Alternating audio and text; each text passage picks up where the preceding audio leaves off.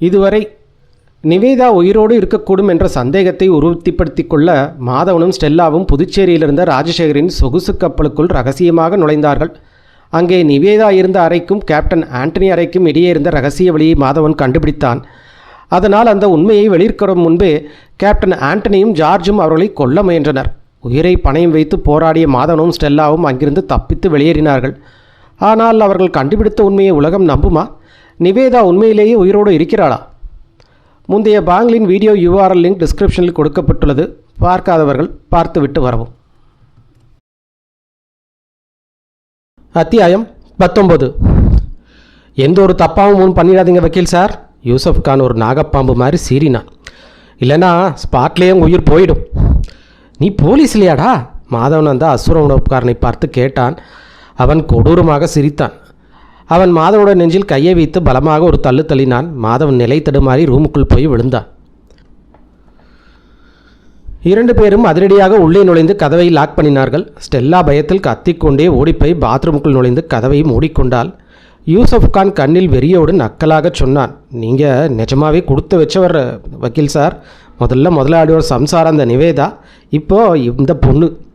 மாதவன் தன் வயிற்றில் குறிவைத்திருந்த அந்த துப்பாக்கியை கூட பொருட்படுத்தாமல் ஆத்திரத்தில் தன் முழு பலத்தோடு யூசப் கானின் முகத்தில் ஒரு பயங்கரமான குத்து விட்டான். அந்த எதிர்பாராத அடியில் யூசப் கான் கால் தடுமாறி அவன் அசிங்கமாக தரையில் குப்புற விழுந்தான். மாதவன் மறுபடியும் அவன் மேல் பாயப்போனான். ஆனால் அந்த துப்பாக்கி வைத்திருந்தவன் மாதவனை நடுவில் கெட்டியாக பிடித்திழுத்து ஒரே இழுத்து பெட்டின் மேல் தூக்கி போட்டான். நீ அந்த பொண்ணு இப்படி அசிங்கமாக பேசக்கூடாதுடா. மாதவன் பெட்டிலிருந்து எந்திரித்து கொண்டே யூசப் கானை பார்த்து கத்தினான். அவள் என்னோட ஒய்ஃபு. இந்த வக்கீல் பயலோட ரத்தத்தை குடிச்சாதான் என் கோபம் அடங்கும். யூசப் கான் முகத்தை துடைத்து கொண்டே கொலை வெறியோட கத்தினான். இந்த அடிக்கு நான் இவனை சாகடித்து பழி வாங்காமல் விட மாட்டேன். நீ இப்போ எதுவும் பண்ணக்கூடாது யூசப், அந்த துப்பாக்கி வைத்திருந்தவன் சொன்னான். இப்போதைக்கு கொஞ்சம் பொறுமையாரு, அப்புறமா உன்னோட ஆசை தீர்த்துக்க நான் உனக்கு முழு சப்போர்ட் பண்ணுறேன். யூசப் கான் பேசாமல் அமைதியானான். அப்போது சென்னையிலேருந்து நம்மளை ஃபாலோ பண்ணிட்டு வந்தது நீங்கள் தானா? மாதவன் பெட்டிலிருந்து எழுந்து நின்று கேட்டான். ஆமாம், அந்த துப்பாக்கிக்காரன் சொல்லி தொடர்ந்தான். நீங்கள் பாண்டிச்சேரி வந்து சேர்றதுக்குள்ளே எங்களுக்கு ரொம்ப லேட் ஆகிடுச்சு. அதுவும் நீங்கள் ரத்னகிரியில் கல்யாணம் பண்ணுறேன்னு சொல்லி அவ்வளோ நேரம் அங்கே டைம் வேஸ்ட் பண்ணாமல் இருந்திருந்தா எங்களுக்கு நீங்கள் இங்கே வர்ற விவரமே தெரிஞ்சிருக்காது. ஆனால் உங்களுக்கு என்ன தான் வேணும்? எதுக்காக எங்கள் பின்னாடியே சுற்றுறீங்க? அது ஒரு பெரிய விபரீதமான கதை வக்கீல் ஃப்ரெண்ட். மாதவன் அங்கே இருந்த ஒரு சேரில் கிடந்த ஸ்டெல்லாவின் துணிகளை எடுத்தான். நான் போய் என் ஒய்ஃபுக்கு போட்டுக்கு துணி கொடுத்துட்டு வந்துடுறேன் என்று சொன்னான். துப்பாக்கிக்காரன் மாதவனை பார்த்து, போய் கொடுத்துட்டு வா, அப்படியே நீயும் மற்ற துணிகளையும் போட்டுக்கோ. மாதவன் தன் கோட், சாக், ஷூ எல்லாத்தையும் அவசரமாக போட்டுக்கொண்டான். அப்புறம் ஸ்டெல்லாவின் துணிகளை அள்ளிக்கொண்டு பாத்ரூமுக்குள் போனான். சார், இவங்களை நம்ம என்ன சார் பண்ண போகிறாங்க? அவள் பயந்த குரலில் ரகசியமாக கேட்டால். தெரியல ஸ்டெல்லா, என்ன நடக்குதுன்னு அதை ஃபேஸ் பண்ணி தான் ஆகணும். சீக்கிரமாக வாங்க. வெளியிருந்து யூசப் கானோட குரலை கேட்டது அதட்டலாக. இதோ ஒரே நிமிஷம். மாதவனும் கத்தினான். பாத்ரூம் ஜன்னல் திறந்திருந்தது. அதன் வழியாக வெளியே எட்டி பார்த்தான். தரை குறைந்தது ஒரு 20 அடி ஆழத்தில் இருந்தது. அங்கிருந்து கீழே குதிப்பதை தவிர வெளியே போக வேறு வழி இல்லை. அப்பொழுது அவனது பார்வை பாத்ரூமில் இருந்த டவல் ஸ்டாண்ட் மேலே விழுந்தது. அதில் டவல் எதுவும் தொங்கவில்லை. செவுத்தில் மாட்டப்பட்டிருந்த 2 மர பிராக்கெட்டுகளுக்கு நடுவில் ஒரு இரும்பு பைப் மாட்டப்பட்டிருந்தது. அது எப்படியும் 1.5 அடி இருக்கும். மாதவன் டக்கென்று அதை கலற்றி எடுத்து தன் பேண்ட் பெல்ட்டுக்குள் அரைவாக சொருகி கொண்டு வெளியே தெரியாமல் இருக்க கோட்டோட பட்டன்களையும் நன்றாக மாட்டினான். அப்புறம் ஸ்டெல்லாவை கூட்டிக் கொண்டு பாத்ரூமை விட்டு வெளியே வந்தான். வக்கீல் சார், யூசப் தொடங்கினான். இப்போ நீயும் இந்த பொண்ணு சத்தம் போடாமல் எங்கள் கூட வரணும், அவ்வளோதான். எங்கே? முதலாளி ராஜசேகர்கிட்ட. அவர்கிட்ட எதுக்காக? அதை அவரே உங்கள்கிட்ட சொல்லுவார். நீங்கள் எங்களை மறுபடியும் சென்னைக்கு கூட்டிகிட்டு போகிறீங்களா? ஆமாம். எப்படி? எந்த வண்டியில்? காரில் தான். உன் காரை நான் தான் ஓட்டுவேன். நீங்கள் 2 பேருமே என் கூட முன் சீட்டில் உட்காரணும். நம்ம உஸ்தாத் பின்னாடி சீட்டில் உட்காந்து உங்களுக்கு குறி வச்சுட்டே வருவான். கூட வந்த அசுரோடம்புக்காரோட பேர் உஸ்தாத். இங்கிருந்து கார் வரைக்கும் எங்களை இப்படி துப்பாக்கி கேட்டி கூட்டிகிட்டு போவீங்களா? மாதவன் கேட்டான். அதெல்லாம் இல்லை, துப்பாக்கி எங்கள் பேக்கெட்டுக்குள்ளே தான் இருக்கும். ஆனால் வக்கீல் சார், நல்லா ஞாபகம் வச்சுக்கோங்க, கார் வரைக்கும் போகிற வழியில் ஏதாவது தில்லாலங்கடி வேலை ட்ரை பண்ணுனீங்க, அடுத்த செகண்டே இந்த பொண்ணு பரலவும் போயிடுவா, பார்த்துக்கோங்க. நான் எதுவும் பண்ண மாட்டேன், வாங்க. சபாஷ், இப்போ நடங்க. மாதவனும் ஸ்டெல்லாவும் முன்னாடி நடந்தார்கள். உஸ்தாத் தன் துப்பாக்கியை பாக்கெட்டுக்குள்ளேயே வைத்து கொண்டான். ஆனால் அதனோட பிடியிலிருந்து கையை எடுக்கவில்லை. அதே மாதிரி தான் யூசப் கானும் தன் கையை வைத்திருந்தான். அவங்க பாக்கெட்டில் இறங்கி ரிசப்ஷன் கவுண்டரை கடந்து ஹோட்டல் விட்டு வெளியே வந்தார்கள். உன் கார் எங்கே நிற்குதுன்னு காட்டு, யூசப் சொன்னான். மாதவன் அவர்களை பார்க்கிங்கில் என்ன காரோடு பக்கத்தில் கூட்டி கொண்டு போனான். அவங்க பிளான் பண்ண மாதிரியே காருக்குள் ஏறி அமர்ந்தார்கள். யூசப் கான் செவலாவகமாக காரை பார்க்கிங்கை விட்டு எடுத்து மெயின் ரோட்டுக்கு வேகமாக ஓட்டினான். ஒரு 5 நிமிடம் காரில் எந்த ஒரு சத்தமும் இல்லாமல் அமைதியாக இருந்தது. டே, இதுக்கு சென்னைக்கு போகிற ரோடு இல்லையா? மாதவன் திடீரென கத்தினான். நீ வண்டி கடக்கடமாக இருக்கிற காட்டுப்பகுதி நோக்கி ஓட்டுற? கரெக்டு தான், யூசப் கான் நக்கலாக சொன்னான். ஆனால் நீ முதல்ல சொன்னது. பின்னாடி உட்கார்ந்த உஸ்தாத் டக்குன்று தன் துப்பாக்கி முனையை மாதவனோட மண்டையொட்டின் பக்கமாக பலமாக அழுத்தி மிக கடுமையான குரலில் சொன்னான். பேசாமல் வண்டியில் உட்காந்துட்டு வா. மாதவன் பேசாமல் அமைதியானான். பயந்து போன ஸ்டெல்லா அவனுடைய ஒரு கையை டைட்டாக பிடித்து கொண்டு அவனோடவே ஒட்டி அமர்ந்திருந்தாள். கார் ரோட்டோல் வேகமாக போய்கொண்டே இருந்தது. கொஞ்ச நேரத்துக்கு அப்புறம் யூசப் கான் கடற்கரையோட ஒரு ஆள் நடமாட்டம் இல்லாத காட்டுப்பகுதியில் கொண்டு போய் நிறுத்தினான். மாதவன் வெளியே பார்த்தான். முன்னாடி ஒரு பழைய மரப்பாலம் இருந்தது. அதை எப்படியோ மீனவர்கள் முன்னாடி பயன்படுத்தியிருப்பார்கள் போல. அந்த பாலத்தில் ஒரு தூண்டில் ஒரு பெரிய மோட்டார் போட் கட்டப்பட்டிருந்தது. இறங்குடா, யூசப் கான் சொன்னான். மாதவனும் செல்லாவும் காரை விட்டு இறங்கினார்கள். அவங்கள் முன்னேறி இறங்கினார்கள். முன்னாடி நடங்க என்ற ஆர்டர் வந்தது. அந்த நடு இரட்டில் எல்லோரும் மோட்டார் போட்டை நோக்கி நடக்க ஆரம்பித்தார்கள். மாதவன் தன் கண்ணோட ஓரப்பார்வையாலே தன் பக்கத்தில் நடக்கிற யூசப் கானை நோட்டம் விட்டு கொண்டே வந்தான். திடீரென மாதவன் கால் தடுமாறி கீழே விழப்போது மாதிரி நடித்தான். யூசப் கான் அவனை பிடிப்பதற்காக தன் உடம்பை லேசாக வளைத்த அதே வினாடி டக்கென்று மாதவன் தன் இரு கைகளாலும் அவனை நெஞ்சையை கெட்டியாக பிடிச்சு அமுக்கினான். ஸ்டெல்லா, ஓடிடு. என்னால் ஓட முடியல ஸ்டார். இந்த இன்னொருத்தன் என்னை டைட்டாக பிடிச்சிருக்கான். பின்னாடி இருந்த ஸ்டெல்லா பயந்த குரலில் கேட்டான். சரியாக அந்த நேரத்தில் யூசப் கான் தன் முழு பலத்தையும் காட்டி மாதவன் பிடியிலிருந்து திமிரி வெளியே வந்தான். டக்கென்று தன் பாக்கெட்டிலிருந்து துப்பாக்கி எடுத்து மாதவன் நோக்கி நீட்டினான். நான் உங்கள்கிட்ட ஏற்கனவே சொன்னேன் இல்லை, எந்த ஒரு சீனும் போடக்கூடாதுன்னு. மாதவன் பேசாமல் நின்றான். யூசப் கான் தன் கையிலிருந்து அந்த கனமான துப்பாக்கியின் பின்பன் வைத்து மாதவனின் நெற்றியிலேயே ஒரு பலமான ஒரு போடு போட்டான். அவ்வளவுதான். மாதவன் அப்படியே தலை சுற்றி அந்த கடற்கரை மண்ணில் சுருண்டு விழுந்தான். ஸ்டெல்லா பயத்தில் கத்தினாள். வாயை மூடு. அவளை கெட்டியாக பிடித்திருந்த உஸ்தாத் அவளை அதட்டினான். அப்பொழுது கீழே கிடந்த மாதவனின் விழா எலும்பில் யூசப் கான் தன் காலால் ஒரு பயங்கர உதை விட்டான். பிறகு மண்டையில் ஒரு உதை, வயிற்றில் ஒரு உதை. அவ்வளவுதான். மாதவனுடைய சுயநினைவு டோட்டலாக தப்பி போயிற்று. அவன் மறுபடியும் கண் விழித்து பார்த்த பொழுது அவன் அந்த மோட்டார் போட்டின் ஓப்பன் காக்பிட்டில் ஸ்டெல்லாவின் மடியில் தலை வைத்து படுத்திருந்தான். அவன் தன் தலையை திருப்பி பார்த்த பொழுது அந்த மோட்டார் போட் கடலோட அலைகளை கிழித்து கொண்டு நடுக்கடலில் வேகமாக போய்கொண்டிருந்தது. கரை அவர்களுக்கு ரொம்ப தூரத்துக்கு பின்னாடி மறைந்திருந்தது. அந்த போட்டில் அவங்க 4 பேரை தவிர வேறு யாருமே இல்லை. உஸ்தாத் போட்டோட ஸ்டீரிங்கை பிடித்து ஓட்டி கொண்டிருந்தான். அவர்களுக்கு முன்னாடி நின்றிருந்த யூசப் கான் கண்ணிலை வெறியோடு ஸ்டெல்லாவை பார்த்து கொண்டிருந்தான். அவனோட கையில் விஸ்கி பாட்டில் இருந்தது. அதிலிருந்தது அவ்வப்பொழுது குடித்து கொண்டும் இருந்தான். மாதவன் கண் விழித்து தன்னை பார்க்கிறதை கவனித்த யூசப் கான் சொன்னான். இவளை கூட்டிகிட்டு முதலாட பங்களாவுக்கு வந்தப்பவே இவள் கண்ணிலேயே பட்டுட்டா. அப்புறம் இவன் உங்கள் ஒரு ஹோட்டல் ரூமில் இவளை பார்த்தப்போ நிஜமாகவே என் கை நடுங்க ஆரம்பிச்சிருச்சு. டே யூசப், வண்டி ஓட்டிகிட்டு இருந்த உஸ்தாத் திரும்பினான். மனுஷனாருடா முதல்ல. போதை தலைக்கேறின யூசப் ஒரு கேவலமான கொடூர சிரிப்பு சிரித்தான். இப்போது இந்த வக்கீல் பையில விட நான் எவ்வளவோ கெத்தான ஆள்னு இந்த பொண்ணுக்கு நான் நிரூபிக்கணும் பாரு. டேய், கொஞ்சம் அடங்கடா, உனக்கு சரக்கு ரொம்ப ஏறிடுச்சு. சும்மா என்னை திட்டாத உஸ்தாத். எப்படியும் உங்கள் 2 பேரையும் நம்ம கொண்டு கடலில் தான் தூக்கி போட போகிறோம். அதுக்கு முன்னாடி நான் இந்த பொண்ணை என்ன பண்ணால் என்ன ஆக போகுது? திடீரென அவன் முன்னாடி பாய்ந்த ஸ்டெல்லா அவன் கையை பலமாக பிடித்து அவளை பெட்டிலிருந்து கட்டாயப்படுத்தி எழுப்ப ட்ரை பண்ணினான். ஸ்டெல்லா பயத்தில் மரணக்கூச்சல் போட்டாள். டேய் யூசப், உஸ்தாத் சத்தமாக கட்டினான். பேசாமல் வண்டி ஓட்டுடா. நீ உன் வேலையை பாரு உஸ்தாத். யூசப் கான் தன் கையிலிருந்து விஸ்கி பாட்டிலை ஒரு ஓரமாக தூக்கி எறிந்து விட்டு இப்பொழுது தன் 2 கைகளாலும் ஸ்டெல்லாவை தன் பக்கமாக இழுக்க ஆரம்பித்தான். நான் ஏன் வேலையை பார்க்குறேன். அப்போதுதான் மாதவனுக்கு டக்கென்று ஒரு விஷயம் ஞாபகத்துக்கு வந்தது. பாத்ரூமிலிருந்து கலந்துட்டேன அந்த 1.5 அடி நீள இரும்பு பைப் இன்னும் அவனுடைய பேண்ட் பெல்ட்டுக்குள் தான் மறைந்து கிடந்தது. அவன் படுத்திருந்தபடியே தன் கைகளால் அந்த இரும்பு பைப்பை வெளியே எடுத்தான். அப்புறம் தன் முழு பலத்தையும் திரட்டி நின்று கொண்டிருந்த யூசப் கானின் முகத்துக்கு நேரே குறிவைத்து பயங்கரமாக வேகமாக வீசினான். அந்த இரும்பு பை கரெக்டாக யூசப் கானின் மூக்கிலும் வாயிலும் பலமாக வந்து டிஸ்க் என்று அடித்தது. அந்த நிலையில் அவன் முகமே ரத்தமாகி செல்லா மேலிருந்து அவன் பிடி டக்கென்று விடுபட்டது. அவன் நிலை தடுமாறி பின்னாடி சரிந்தான். சரியாக அதே வினாடி ஸ்டெல்லா தன் தலையை குனிந்து கொண்டு ஆட்டுக்கடா மாதிரி அவன் நெஞ்சிலே வைத்து ஒரு முட்டு முட்டினாள். யூசப் கான் அந்த வேகம் தாங்காமல் காக்பிட்டில் இருந்த ஒரு பெரிய கண்ணாடி மேல் போய் பலமாக மோதி அந்த பெரிய கண்ணாடியை உடைத்து கொண்டு அப்படியே நடு கடலுக்குள்ளே குப்பரடித்து கீழே விழுந்தான். அவ்வளவுதான். எல்லாமே கண்ணிமைக்கும் நேரத்திற்குள்ளே சட்டென்று நடந்து முடிந்து விட்டது. ஒரு செகண்டுக்கு முன்னாடி அங்கே இருந்த வெறியோடு நின்ன யூசப் கான் அடுத்த செகண்டே அங்கே இல்லை. கடலோட அடைகளுக்குள்ளே காணாமல் போய்விட்டான். யூசப் கானுடைய கோட்டின் ஒரு பகுதி அந்த உடைந்த ஜன்னல் கண்ணாடி முனையில் மாட்டி அப்படியே கிழிந்து தொங்கிக் கொண்டிருந்தது.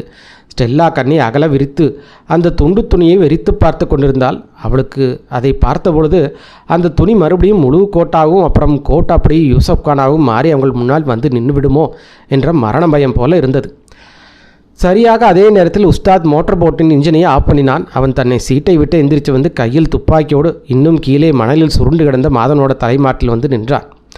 அவன் துப்பாக்கியை மாதனோட நெற்றில் குறி வைத்து சொன்னான், உன்னோட சாமி யாரோ அவனை இப்போவே மனசுக்குள்ள வேண்டிக்கூடா வக்கீல் ஃப்ரெண்ட். மாதவன் தொண்டை வறண்டு போயிட்டு அவன் பதற்றமான பார்வை அந்த துப்பாக்கியோட முனையை வெறிற்று பார்த்தது. உஸ்தாத் துப்பாக்கியோட டகரில் தன் விரலை வைத்து அழுத்த ஆரம்பித்தான். திடீரென அவன் கையில் இருந்த துப்பாக்கி பிடி லேசாக நழுவியது. அவன் டக்கென்று தன் நெஞ்சிலே கை வைத்து பார்த்தான். கை முழுக்க ரத்த வெள்ளமாக இருப்பதை பார்த்த அவனால் தன் சொந்த கண்ணாலேயே நம்ப முடியவில்லை. அவனுடைய கையில் இருந்த துப்பாக்கியும் டும் என்று தரையில் விழுந்தது. துப்பாக்கி விழுந்த அடுத்த செகண்டே அவனும் தடாரண காக்பிட் தரையில் சுருண்டு விழுந்து பிணமானான். அவனுடைய உடம்புகள் குண்டுகள் பாய்ந்த ஏகப்பட்ட ஓட்டைகள் இருந்தன. அதிலிருந்து ரத்தம் பீரடித்து வந்தது. மாதவன் நிமிர்ந்து பார்த்தான். அந்த உஸ்தாத்தோட துப்பாக்கி இப்பொழுது ஸ்டெல்லாவோட கையில் இருந்தது. அவள் ஏதோ ஒரு பைத்தியம் பிடித்தவள் போல குண்டுகளே இல்லாத அந்த வெற்று துப்பாக்கியின் ட்ரிகரை இன்னும் டக் டக் என்று அமுத்திக் கொண்டே இருந்தாள். அடுத்த அத்தியாயம் கேட்பதற்கு முன்பு நண்பர்களே, இந்த மாதிரி ஒரு மணி நேர தமிழ் ஆடியோ புக் வீடியோவை உருவாக்க எனக்கு குறைந்தது 4 நாட்கள் ஆகும். கதையை தேர்வு செய்து வாசிப்பது, ஒலியை சுத்தம் செய்வது, தேவையான எல்லா படங்களையும் உருவாக்கி அனிமேஷனாக மாற்றுவது, முழு video editing, thumbnail, title, description, tags இவை அனைத்தையும் நான் ஒரே ஒரு நபராக செய்து வருகிறேன். இந்த உழைப்பை நீங்கள் மதித்து எனக்கு தொடர்ந்து ஆதரவு தர விரும்பினால் தயவு செய்து இந்த சேனலை சப்ஸ்கிரைப் பண்ணுங்கள், வீடியோவுக்கு லைக் போடுங்க, உங்கள் பாசிட்டிவ் கருத்துக்களை கமெண்ட்ஸில் சொல்லுங்கள் மற்றும் உங்கள் நண்பர்களோட ஷேர் பண்ணுங்கள். உங்கள் ஒவ்வொரு ஆதரவும் எனக்கு மிகப்பெரிய ஊக்கமாக இருக்கும். மிக்க நன்றி. வாருங்கள் அடுத்த அத்தியாயத்தை தொடருவோம். அத்தியாயம் 20. மாதவன் டக்கென்று அவள்கிட்டே பாய்ந்து போனான். அவள் கையில் இருந்து துப்பாக்கி பிடுங்கி நடுக்கலையில் தூக்கி போட்டான். ஸ்டெல்லா அவளோட மார்போடு ஒட்டி அழுது கொண்டே விம்ம ஆரம்பித்தாள். நான் அவனை கொன்னுட்டேன் சார். அவள் அழுது கொண்டே சொன்னாள், நான் அவனை கொன்னுட்டேன். நீ ரொம்ப நல்ல காரியம் பண்ணியிருக்கப்பா. மாதவன் அவளை பாசத்தோடு முதுகை தட்டி கொடுத்து தேற்றினான். ரொம்ப கஷ்டப்பட்டுத்தான் அவனால் ஸ்டெல்லாவின் அழுகையை நிறுத்த முடிந்தது. ஆமாம், உனக்கு அந்த துப்பாக்கி எப்படி கிடைச்சது ஸ்டெல்லா? மாதவன் ஆச்சரியமாக கேட்டான். அந்த முதல் ஆள் யூசப் கான் கண்ணாடி உடஞ்சி கடல் விழுகும்போது அவனோட கோட்டு ஒன்று அங்கே மாட்டிகிட்டு இருந்தது. அந்த பேக்கெட்டில் தான் இந்த துப்பாக்கி இருந்தது. அதோட பிடி வெளியே நீட்டிகிட்டு இருந்தது. நான் ஜன்னல் வழியாக பார்த்தேன். டக்குன்னு அதை வெளியே எடுத்து இந்த ஆளை உங்களை சுட போகும்போது அவனை குறி வச்சு ட்ரிகர் அமுக்கிட்டே இருந்தது சார். உனக்கு துப்பாக்கி சுட தெரியுமா என்ன? எனக்கு எதுவுமே தெரியாது சார். அப்படி இருந்து நீ பெரிய மாலையை சாதனை தான் பண்ணியிருக்கப்பா. அவள் பேசாமல் இருந்தால், ஸ்டெல்லா, நீ எனக்கு என்னோடய உயிரை காப்பாற்றிருக்க. நான் என் உயிரை காப்பாற்றிட்டேன் சார். ஏன்னா உங்களோட உயிர் தானே என்னோடய உயிர். மாதவனுக்கு என்ன பதில் சொல்வதென்றே தெரியவில்லை. அமைதியாக இருந்தான். இப்பொழுது அவன் கண் முன்னாடி ஒரு பெரிய விபரீதமான கேள்வி நின்றது. இப்போ நேராக கரைக்கு போய் கடலில் நடந்த 2 கொலைகளை பற்றி லோக்கல் போலீஸுக்கு தகவல் சொல்லலாமா? ஒருவேளை போலீஸ்காரங்கிட்ட போய் அவங்க 2 பேரும் எங்களை ஹோட்டல் ரூம்லேருந்து கடத்திட்டு இருந்தாங்கன்னு சொன்னால் அவங்க நம்புவாங்களா? போலீஸ் நம்புதோ இல்லையோ, இந்த 2 பிணங்களுக்காக அவங்கள கண்டிப்பாக ஸ்பாட்லேயே அரெஸ்ட் பண்ணி உள்ளே வச்சுடுவாங்க. அப்படின்னா அவங்க கூட சேர்ந்து ஸ்டெல்லாவும் ஜெயிலுக்கு போக வேண்டியதாக வரும். அதை நினச்சி பார்க்கவே அவன் மனசு இடம் கொடுக்கல. அது மட்டும் இல்லாமல் அவன் இப்போ அந்த சினோரா மரியா கொயம்பெரா மார்லோஸுங்க இருக்கிற இடத்த அக்கு வேறு ஆணி வேற நெருங்கிட்டான். இந்த டைமில் போய் ஜெயிலில் கம்பினுங்கிறங்க என்ன புத்திசாலித்தனமா என்ன? முதல்ல அந்த பொம்பளையை தேடி கண்டுபிடிச்சி, நீ உயிரோடு இருக்கும்போது எதுக்காக கதற கொலை வழக்கில் மாட்டிட்டு தூக்கு தண்டனை வாங்கி தந்தேன்னு அவளோட வாயாலேயே உண்மையை வாங்கணும். அதுதான் புத்திசாலித்தனம். இப்போதைக்கு போலீஸ்கிட்ட எந்த விவரமும் சொல்ல வேண்டாம்னு முடிவு செஞ்சான். கோல்வா பீச் பக்கத்திலேயே இருந்த அந்த சினோரா மரியாவோட பங்களாவை தேடி கண்டுபிடிப்பது அவர்களுக்கு ரொம்ப ஈஸியாக இருந்தது. மாதவன் பங்களாவுக்கு வந்து ரொம்ப தூரத்துக்கு முன்னாடியே காரை நிறுத்தினான். டைம் ரொம்ப லேட் ஆகிடுச்சு ஸ்டெல்லா, மாதவன் சொன்னான். நான் முதல்ல தனியாக போய் அங்கே யாரும் பார்க்காம என்ன நடக்குதுன்னு ஓட்டம் பார்த்துட்டு வர்றேன். பங்களாவில் லைட் எரிஞ்சிக்கிட்டு இருக்குது. அதனால் அங்கே ஆட்கள் எல்லாம் முடிச்சுட்டு தான் இருப்பாங்க. நம்ம காரை வீட்டு பக்கத்தில் இருக்க போனால் எல்லாரும் பார்வையும் நம்ம மேலே விழுந்துடும். அதான் காரை இங்கேயே விட்டுட்டு போகிறேன். அப்போ நான் ஸ்டெல்லா கேட்டால், நீ கார்லேயே பத்திரமா இரு. இல்லை சார், நானும் உங்கள் கூட தான் வருவேன். ஸ்டெல்லா, சொல்கிறத கேளப்பா, இங்கேயே இரு. மாட்டேன் சார். என் பேச்சை கேளு ஸ்டெல்லா. கேட்க முடியாது சார். நீ நல்ல ஒய்ஃபாக லட்சணமாக இருப்பா. நான் நல்ல ஒய்ஃபாக இருக்கிறனால தான் உங்கள் கூட வர்றேன்னு அடம்பிடிக்கிறேன் சார். சரி, உன் இஷ்டம், வா போகலாம். 2 பேரும் காரை விட்டு இறங்கி ஒரு பூனை மாதிரி மெதுவாக அடியடித்து வைத்து முன்னாடி நடந்தார்கள். மாதனோட கை பாக்கெட்டில் இப்பொழுது அந்த உஸ்தாதோட துப்பாக்கி இருந்தது. அதனால் அவனுக்கு மனதுக்குள்ளே ஒரு பெரிய தைரியமும் இருந்தது. திடீரென ஏதாவது ஆபத்து வந்தால் கூட இதை வைத்து சமாளித்து கொள்ளலாம். ஒரு 200 அடி தூரம் நடந்ததும் அவர்கள் அந்த பங்களாவுக்கு பக்கத்தில் வந்தார்கள். அங்கே முன்னாடி இருந்த ஒரு லைட் எரிந்து கொண்டிருந்த ஜன்னல் வழியாக ஏதோ ஒரு மியூசிக் வெளியே கேட்டுக்கொண்டிருந்தது. அங்கே ஸ்டீரியோ பிளேயர் ஓடிக்கிட்டு இருந்தது போல. ஆனால் அந்த பாஷை மாதவனுக்கு புரியவே இல்லை. அது கண்டிப்பாக போர்த்துகீசிய பாஷையத்தாக இருக்கும் என்று கெஸ் பண்ணினான். 2 பேரும் அந்த ஜன்னலுக்கு கீழே போய் நின்றார்கள். ரொம்ப எச்சரிக்கையாக தலையை மட்டும் லேசாக தூக்கி உள்ளே பார்த்தார்கள். உள்ளே ஒரு சோஃபாவில் ஒரு பொம்பளை அமர்ந்திருந்தார். அவளுடைய முதுகு மட்டும்தான் அவர்களுக்கு தெரிந்தது, முகம் பார்க்கவில்லை. ஆனால் அந்த ரூம் வெளிச்சத்தில் அவருடைய தலைமுடி பளபளவென கோல்டன் கலரில் மின்னுவது அவர்கள் கண்ணுக்கு தெளிவாகப்பட்டது. அவதானா சார் அது? ஸ்டெல்லா மெதுவாக ரகசியமாக கேட்டால். பார்க்க அவ மாதிரி தான் தெரியுது ஸ்டெல்லா, மாதவனும் அதே மாதிரி ரகசிய குரலில் சொன்னான். இப்போது அவள் லேசாக தலையை திருப்பினா அவன் பேசி முடிப்பதற்குள்ளே அப்படியே ஷாக்காகி நின்று விட்டான். ஏதோ ஒரு கனமான இரும்பு பொருள் அவனுடைய முதுகில் பலமாக வந்து அமுங்குவது அவனுக்கு தெரிந்தது. அவன் மெதுவாக திரும்பி பார்த்தான். ஒரு பெரிய ரைஃபிள் துப்பாக்கி முனையோடு அவனை நெஞ்சுக்கு குறிவைத்து கொண்டு இருந்தது. அந்த துப்பாக்கி பிடித்திருந்தது ஒரு நடுத்தர வயதுக்கார ஆள். நீங்கள் வந்து சேரதுக்கு ரொம்ப நேரம் எடுத்துட்டீங்க போல, அவன் சொன்னான். எங்கள் கணக்குப்படி நீங்கள் இந்நேரம் எப்போ வந்திருக்கணுமே. என்ன சார் சொல்கிறீங்க? மாதவன் ஆச்சரியமாக கேட்டான். இன்ஸ்பெக்டர் ஃபெர்னாண்டஸ் ஃபெரரோ எங்களுக்கு ஏற்கனவே ஃபோன் பண்ணி அலர்ட் பண்ணிட்டாரு. யாரோ ஒருத்தன் டவுன் முழுக்க சினாரோ மரியா கொயம்பரா மார்லோஸ் பற்றி அக்கு வேறா அணி வேறா விசாரிச்சுட்டு இருக்கான்னு, அவன் கண்டிப்பாக இந்த பங்களாக்கு வர வாய்ப்பு இருக்குன்னு சொல்லியிருக்காரு. ஓஹோ, அப்போது நீங்கள் அந்த ஆள் தானா? ஆமாம் சார். அவன் தன் துப்பாக்கி முனையால் மாதவனுடைய நெஞ்சில் லேசாக குத்தி சொன்னான். என் பேர் மேஜர் மார்க்கோ. இந்த சினோரியா மரியா இருக்காளே, அவங்க என்னோட சொந்த தங்கச்சி. அவள் இப்போ இங்கேருந்து தங்கியிருக்கிறது ஒரு பெரிய இன்டர்நேஷ்னல் அரசியல் விவகாரம், பொலிட்டிக்கல் இஷ்யூ. அது உனக்கு அவங்க மேலே ஏன் இவ்வளோ ஆர்வம்? உண்மையை சொல்லு, நீ போர்ச்சுகல் நாட்டு அரசாங்கத்தோட உளவுத்துறை ஏஜென்ட்டா? இல்லை சார், எனக்கும் அந்த அரசியல் விவகாரத்துக்கு எந்த சம்மந்தம் இல்லை. அப்புறம் எதுக்காக என் அக்காவை பற்றி ஊர் முழுக்க விசாரிச்சுட்டலையிற? மாதவன் பதில் சொல்கிறது முன்னாடியே அந்த ஜன்னல் பக்கத்தில் இருந்த மெயின் கதவு திறந்தது. அங்கே வந்த அந்த கோல்டன் தலைமுடி வைத்திருந்த ஃபாரின்கார பொம்பளை வந்து நின்றாள். என்ன விவரமாக இருக்கும் அங்கே என்று கேட்டால், அக்கா, இன்ஸ்பெக்டர் ஃபெரேரோ சொன்னார், அதே ஆள் தான் இங்கே வந்து மாட்டியிருக்கான், மார்கோ சொன்னான். அப்படியா? ஆமாம் அக்கா, பார்க்க ஏதோ கௌரவமான வக்கீல் மாதிரி தான் இருக்கான். ஆனால் எவங்கிட்டையோ நல்லா அடி வாங்கிட்டு வந்திருக்கான் போல். மூஞ்சியெல்லாம் ரத்தமாக இருக்குது. கூடவே ஒரு அழகான பொண்ணையும் கூப்பிட்டு வந்திருக்கான். மாதவன் மெதுவாக தன் தலையை திருப்பி அந்த வாசலில் நின்ற பெண்ணை பார்த்தான். ஆனால் அடுத்த செகண்டே அவன் நெஞ்சே இடிந்து போனது. அது கண்டிப்பாக ராஜசேகரோட சம்சாரம் நிவேதா கிடையவே கிடையாது. அச்சு அசல் இவள் ஒரு ஃபாரின் லேடி. உங்கள் பேர் சினாரோ மரியா கொயம்பரா மார்லோஸ் தானே மேடம்? மாதவன் ரொம்ப மரியாதையாக கேட்டான்.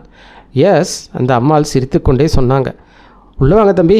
மார்கோ, அவங்கள உள்ளே கூட்டிகிட்டு வாப்பா. என் புருஷனோட அரசியல் எதிரிங்க அனுப்பின ஆளாக இவன் என்னன்னு விசாரித்து பார்ப்போம். மேடம், நீங்கள் நினைக்கிற ஆள் நான் இல்லை என்றான் மாதவன்.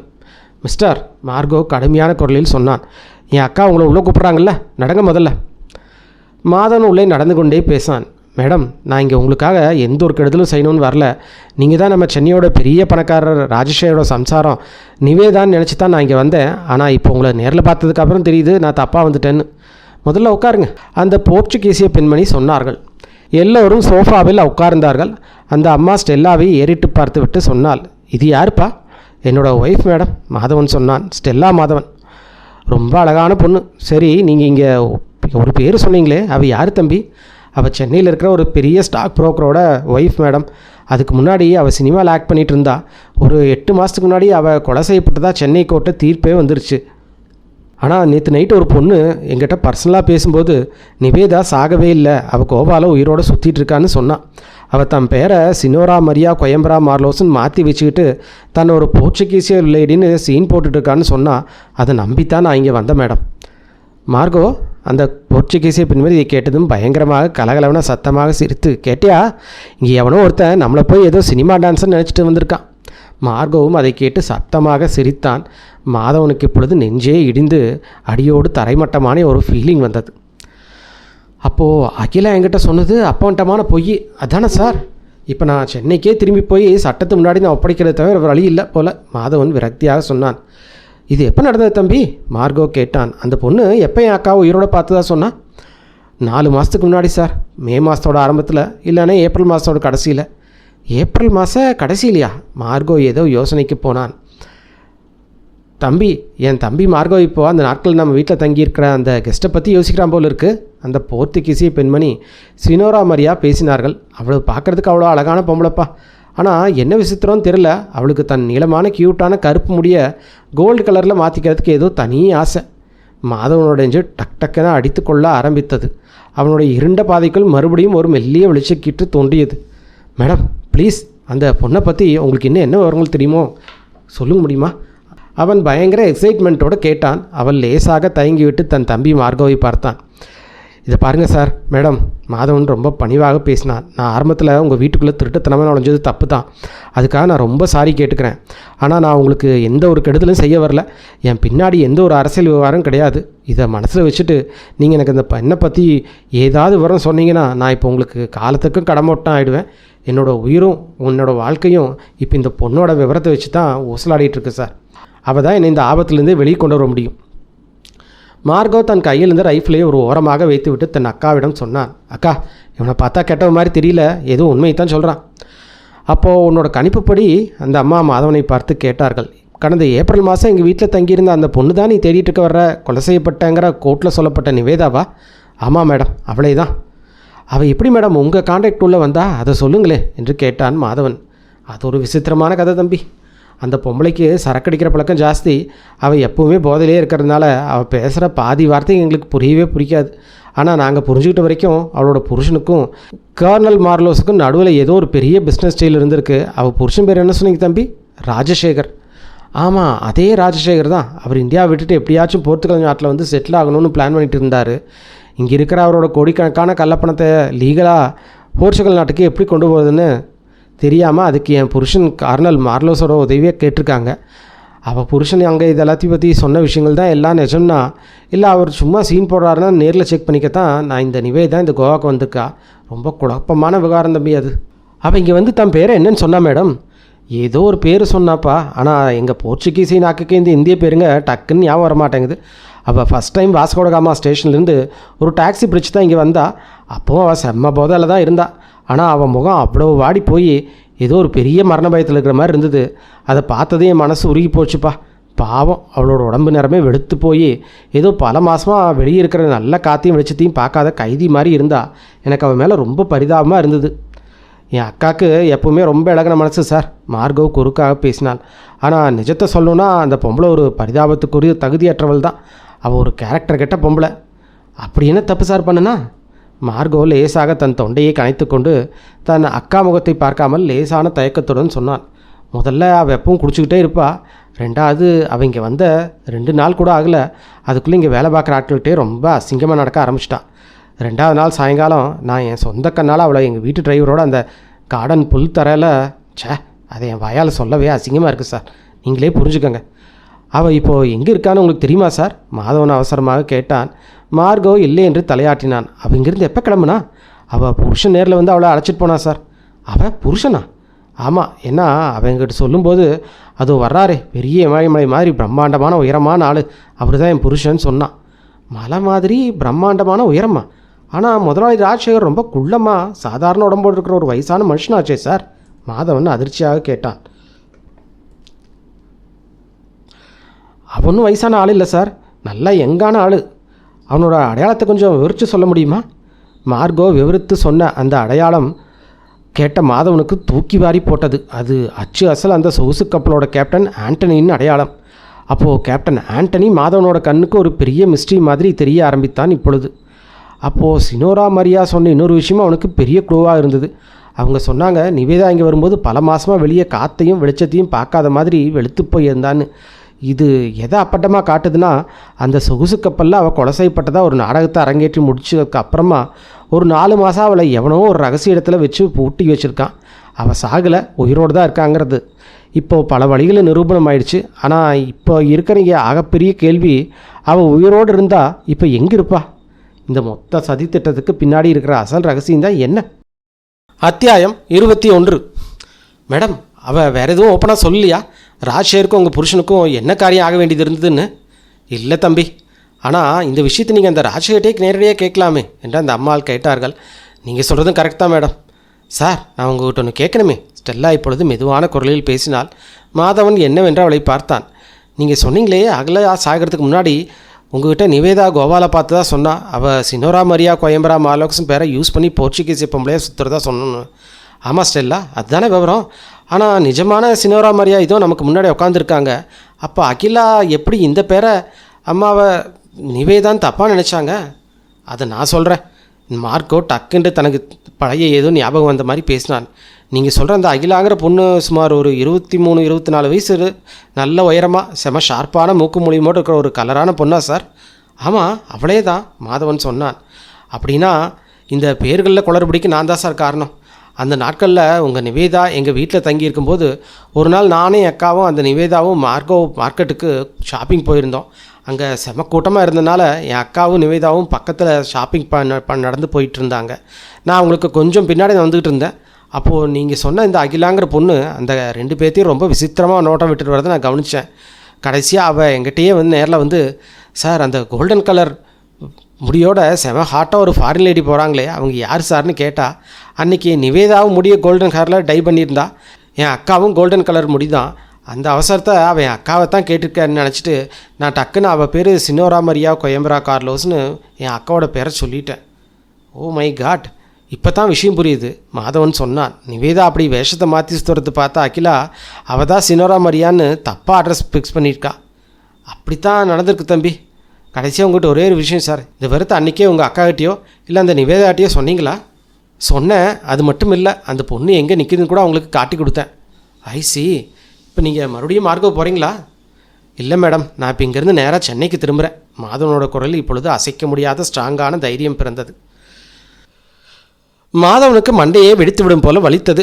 கண்ணெல்லாம் போதையிலும் டயர்டிலும் எரிய ஆரம்பித்தது. கோவாவிலிருந்து சென்னை வரைக்கும் வண்டியை விடாமல் லாங் டிரைவ்ஸ் கொட்டுனதுனால அவனுடைய முதுகே அடியோடு பிடிச்சிக்கிட்டது. ஸ்டீரிங்கை பிடித்திருந்த விரல்கள் நிமிர்த்தக்கூட முடியவில்லை. அவனாவது கையை நேராக்க பார்க்க விரல்கள் மறுபடியும் அப்படியே சுருண்டு வளைந்துகிட்டது. தன் லைஃப்லேயே இந்த மாதிரி ஒரு மரண டயர்டை அவன் உணர்ந்ததே இல்லை. ஆரம்பத்தில் அவனோட பிளான் என்னென்னா, சென்னைக்கு வந்த உடனே நேராக போலீஸ் கமிஷனர் ஆஃபீஸுக்கு போய் அத்தனை கதையும் ஓப்பனாக சொல்லி கதிரை காப்பாற்றணுங்கிறது தான். கதிர் நிரபாதி அவனை கொலை வழக்கில் மாற்றி விட்டதே ஒரு பெரிய சதித்திட்டம்னு அவன் சொல்லியிருப்பான்.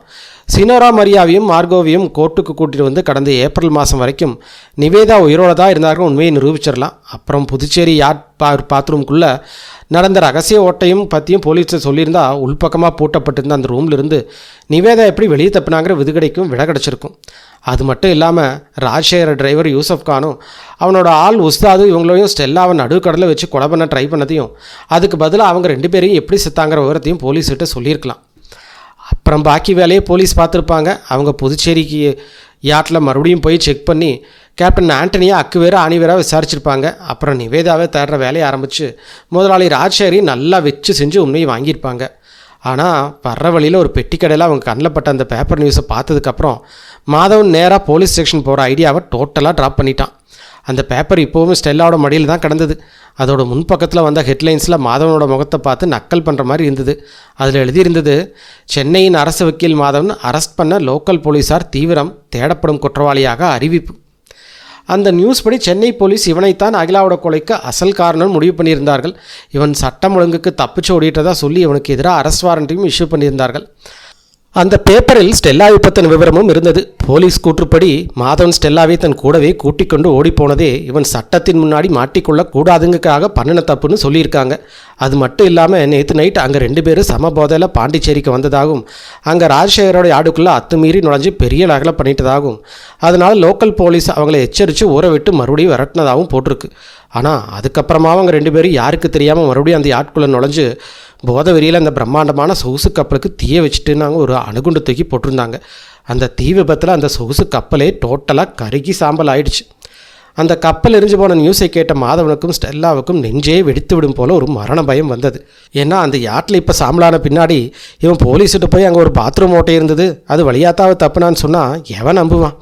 ஆதாரமே இல்லாமல் போயிடுச்சு. போலீஸ் இப்போ கப்பல் எரிச்சதுக்கு மாதவன் தான் காரணம்னு கைது செய்ய காத்துக்கிட்டு இருக்காங்க. இப்போ மட்டும் இவன் போலீஸ் கையில் மாட்டினா இவன் சொல்கிற எந்த பேச்சையும் கேட்காம நேராக சென்ட்ரல் ஜெயிலில் தூக்கி போட்டுடுவாங்க. அவன் கூடவே இருந்த ஸ்டெல்லாவையும் போலீஸ் அரெஸ்ட் பண்ண சான்ஸ் இருக்குதுங்கிறது தான் அவனுக்கு ரொம்ப பெரிய கவலையாக இருந்தது. இப்போதைக்கு அவனோட கழுத்தை காப்பாற்றிக்கிறக்கு ஒரே வழி, எப்படியாவது அந்த நிவேதாவை உயிரோட தேடி பிடிச்சி போலீஸ் முன்னாடி கொண்டு வந்து நிறுத்தணும். அதுக்காக அவன் மறுபடியும் முதலாளி ராஜ்சேகரையே நேரில் மீட் பண்ணலான்னு டிசைட் பண்ணினான். நள்ளிரவு நேரத்தில் அவன் அடையாருக்கு வந்து சேர்ந்தான். தான் மெடிசன் ஷாப்போட இருக்கிற அந்த ரோட்டில் வண்டியை நிறுத்தாமல் சும்மா ஒரு ரவுண்ட் அடித்து பார்த்தா அங்கே போலீஸ் வாட்ச் எதுவும் இல்லைங்கிறது உறுதி பண்ணிவிட்டு கடையோட பின்பக்க சந்துக்களை காரை கொண்டு போய் நிறுத்தினான். போலீஸ்காரங்க இவன் இப்போ கடைக்கு திரும்பி வருவாங்கிற தைரியத்தில் அங்கே வாட்ச் வைக்கல போல் இருக்குது. நல்லா கடையை பூட்டி இருந்தாங்க. பின்பக்க கதவை திறந்து 2 பேரும் உள்ளே நுழைஞ்சாங்க. உள்ளே வந்ததும் ஃபஸ்ட்டு வேலையாக ஸ்டெல்லா மாதவனோட முகத்துலேயும் உடம்புலேயும் இருந்த அந்த அடிதடி காயங்களெல்லாம் க்ளீன் பண்ணி மெடிசன் போட்டு ஒரு டெட்டனஸ் இன்ஜெக்ஷனும் போட்டு விட்டா. அப்புறம் அவங்க 2 பேருமே மேலே இருக்கிற ஃப்ளாட்டுக்கு வந்தாங்க. அங்கே வந்ததும் மாதவன் ஃபஸ்ட்டு வேலையாக தன் தாடியெல்லாம் நீட்டாக ஷேப் பண்ணி முகத்தை மாற்றினான். நள்ளிரவு நேரத்தில் எதுக்காக ஷேப் பண்ணுறீங்க சார்? ஸ்டெல்லா வியப்போடு கேட்டாள். ஒருவேளை நான் இப்போ அரெஸ்ட் ஆக வேண்டியது வந்திருந்தா அது எந்த நிமிஷமும் நடக்கலாம். அப்போது நாளைக்கு நியூஸ் பேப்பரில் என் ஃபோட்டோ கண்டிப்பாக வரும். அப்போ வரும்போது பார்க்க ஒரு கௌரவமான கவர்மெண்ட் வக்கீல் மாதிரி டீசெண்டாக இருக்கணும் இல்லை? அதுக்கு தான். என்ன ஒரு வில்லத்தனம், அவள் சிரித்தாள். அதுக்கப்புறம் 2 பேரும் மாற்றி மாற்றி பாத்ரூம் போய் குளித்து ஃப்ரெஷ் ஆகி வேறு புது ட்ரெஸ்ஸை மாற்றிக்கொண்டார்கள். சரியாக அதே நேரத்தில் கீழே இருக்கிற மெடிக்கல் ஷாப்பில் இருந்த டெலிஃபோன் திடீரென பயங்கரமாக ரிங்காக ஆரம்பித்தது. அந்த ஃபோனுடைய எக்ஸ்டென்ஷன் லைன் மேலே இருக்கிற இந்த ஃப்ளாட்லேயும் இருந்தது. ஆனால் மாதவன் எப்பொழுதுமே அதோட சத்தத்தை ஆஃப் செய்து வைத்திருப்பான். இப்பொழுது அந்த ஃபோன் லைட் மிளர்வதை வைத்து அது ரிங் ஆகிறது அவனுக்கு தெரிந்தது. ஸ்டெல்லா ஃபோனை எடுக்கலாம் என்று முன்னாடி போனான். ஃபோனை எடுக்காத ஸ்டெல்லா, மாதவன் கராரான குரலில் சொன்னாள். அவள் அப்படியே நின்றாள். ஏன் சார்? ஒருவேளை நான் கடைக்கு திரும்பி வந்திருக்கேனான்னு இல்லையான்னு கன்ஃபார்ம் பண்ணிக்கிறதுக்காக போலீஸ்காரங்க யாராவது ஃபோன் பண்ணுறான்னா என்ன? யாருக்கு தெரியும்? ஏன் போலீஸ் மட்டும்தான் ஃபோன் பண்ணணுமா? உங்களை நினச்சி கவலைப்பட்டிருக்கோம். உங்கள் அண்ணன் ராகவன் கூட செக் பண்ண ஃபோன் பண்ணிக்கலாம் இல்லையா சார்? அவள் சொன்னதுலேயும் நியாயம் இருந்தது. அவன் மெல்ல டெலிஃபோன் பக்கத்தில் வந்தான். லேசான பயத்தோடு ரிசீவரை எடுத்து காதில் வைத்தான். ஹலோ, ரொம்ப எச்சரிக்கையாக பேசினான். மாதவா?